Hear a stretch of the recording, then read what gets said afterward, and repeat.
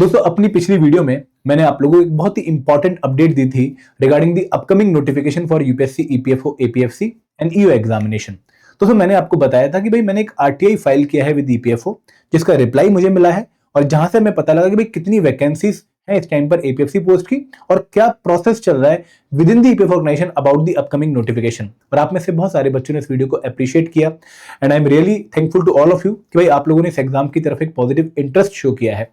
अब दोस्तों उस पर्टिकुलर आरटीआई का एक रिप्लाई पेंडिंग था, वो था regarding the vacancies for the EOO post. तो यहाँ पर वो रिप्लाई भी मुझे मिल गया है और इस वीडियो में मैं आप लोगों के साथ वही वैकेंसीज का नंबर शेयर करने वाला हूँ ईओओ पोस्ट की, जो मुझे रिप्लाई में मिला है। तो वीडियो आप लोगों के लिए बहुत इंपॉर्टेंट है, उसी वीडियो का एक पार्ट है जिसको आप एंड तक पक्का देखिएगा।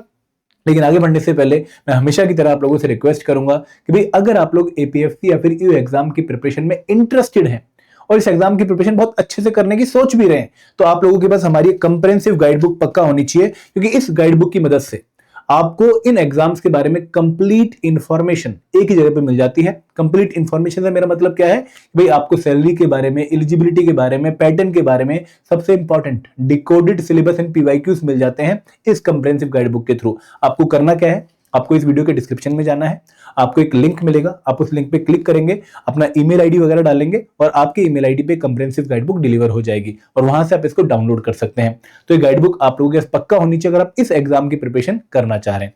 अब दोस्तों मैं पहले आपको एक बार आरटीआई से रूबरू करा दूं कि मैंने क्या आरटीआई डाला था और उसका क्या रिप्लाई आया था।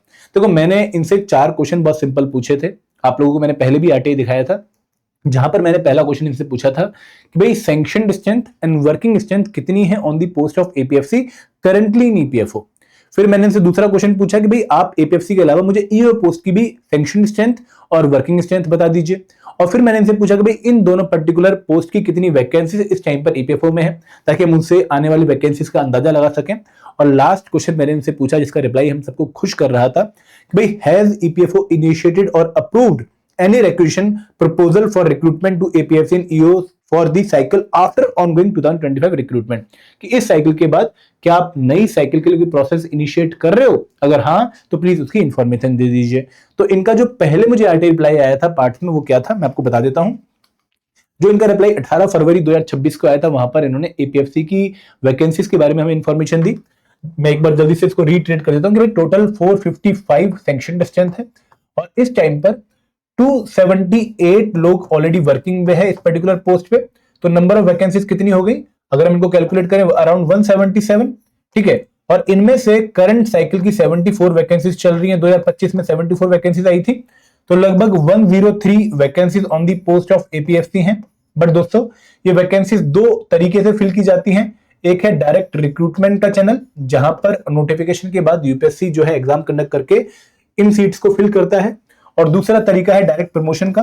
तो यहां पर लगभग 50 प्लस वैकेंसीज इस टाइम पर एपीएफसी पोस्ट की हैं, जिनके रिगार्डिंग हमें नोटिफिकेशन देखने को मिल सकती है। क्लियर है।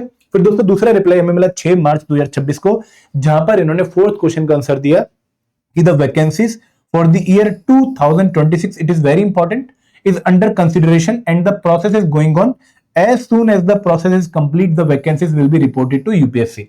तो यहां पर इन्होंने बोल दिया कि भाई हम अपकमिंग साइकिल के रिगार्डिंग प्रोसेस स्टार्ट कर चुके हैं, 2026 के रिगार्डिंग हम वैकेंसीज को जो है कैलकुलेट कर रहे हैं, और जैसे ही वैकेंसीज का नंबर फाइनलाइज होता है हम यूपीएससी को रिक्वेस्ट सेंड कर देंगे और आप लोगों को नोटिफिकेशन देखने को मिल सकती है। तो यहां से हमें एपीएफसी की वैकेंसीज मतलब फर्स्ट और हमारा जो 3rd क्वेश्चन था उसका पार्ट और 4th क्वेश्चन का आंसर मिला।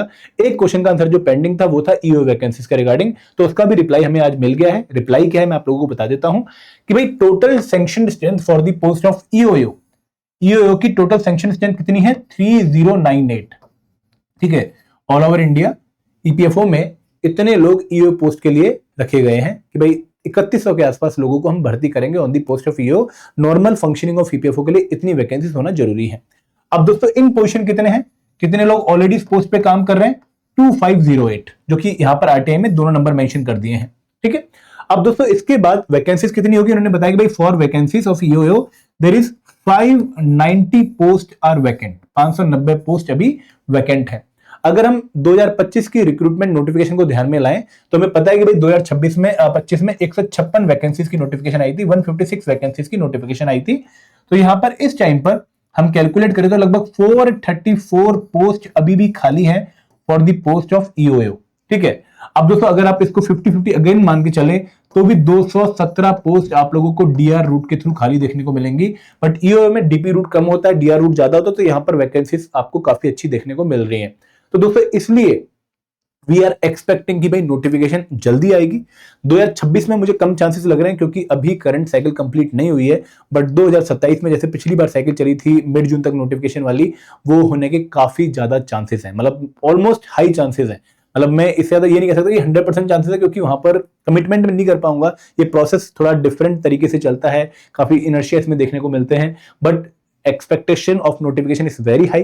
ठीक है, आप लोगों के सामने प्रूफ भी मैंने दे दिया है और अब आपको मैंने ईओ की वैकेंसीज भी बता दी हैं। तो मेरी तरफ से जो इन्फॉर्मेशन आप लोगों को अभी देनी थी वो मैंने दे दी है। अब दोस्तों इसके अलावा अगर कोई और इन्फॉर्मेशन है, कोई और डेवलपमेंट मुझे देखने को मिलेगी, मैं आपसे पक्का शेयर करूंगा।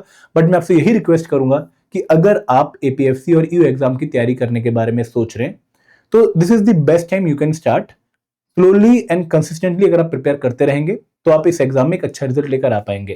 देखो बहुत सारे बच्चों ने पिछली बार इस एग्जाम की तैयारी करने की सोची और करी भी, बट उन्होंने गलती क्या कर दी, उन्होंने आफ्टर नोटिफिकेशन प्रिपरेशन स्टार्ट करी। और आई नो आप भी उनमें से एक ही होंगे पक्का।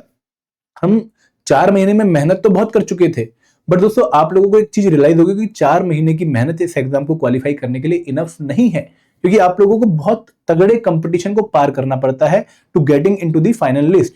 और यहाँ पर लगभग 5 लाख बच्चों में अगर आपको 74 में आना है या फिर 156 में आना है तो बहुत एक्सेप्शनल मेहनत आप लोगों को करनी पड़ेगी।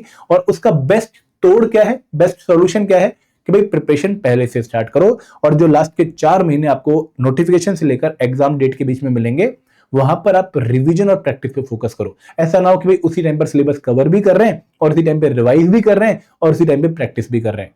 तो मेहनत तो बहुत हो जाएगी 16-17 घंटे की, लेकिन रिजल्ट आपके अनुसार नहीं आएंगे। तो यहां पर मैं यही कहूंगा कि भाई 2 घंटे 2.5 घंटे अगर डेली दे सकते हो तो प्लीज देना शुरू कर दो। ठीक है, टाइम लंबा जरूर है बट टाइम कैसे बीत जाएगा आपको पता भी नहीं लगेगा। ठीक है, तो ये एग्जाम आपके लिए एक अच्छी अपॉर्चुनिटी है। You can decide on your part कि what you have to do after this particular video. आपके ऊपर जो है पूरी चॉइस निर्भर करती है, मैं आपको कुछ पुश नहीं करने वाला। और मैं ये भी नहीं कहता कि भाई आप मेरी ईपीएफओ ईपीएफसी की वीडियो देखो, ईओ की वीडियो देखो, आपकी अपनी चॉइस है। ठीक है, बट मैं यही कहूंगा कि यही टाइम है एक्शन लेने का। So this is all from my side. Thank you very much. जय हिंद, जय भारत।